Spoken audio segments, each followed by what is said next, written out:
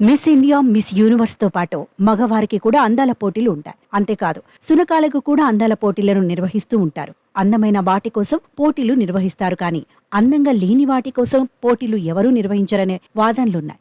ఈ క్రమంలోనే ఎప్పుడో అందహీన పోటీలను కూడా చేపట్టారు.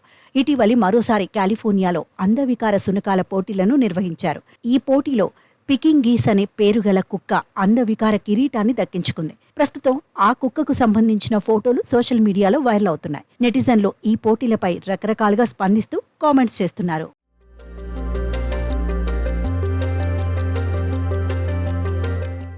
అమెరికాలోని కాలిఫోర్నియాలో భిన్నంగా అత్యంత వికారమైన సునకాల పోటీని నిర్వహించారు. ఒక సంస్థ ఈ పోటీలను ఆర్గనైజ్ చేసింది.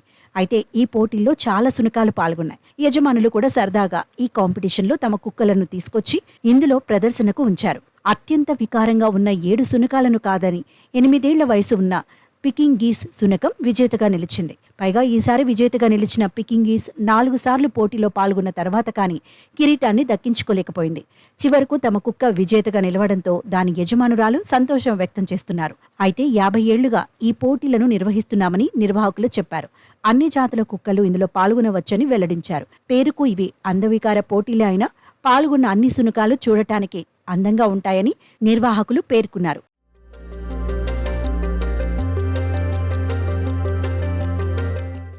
కాగా చాలా ఏళ్లుగా కుక్కల అందవికార పోటీలు నిర్వహిస్తున్నా దీని గురించి చాలా మందికి తెలియదు.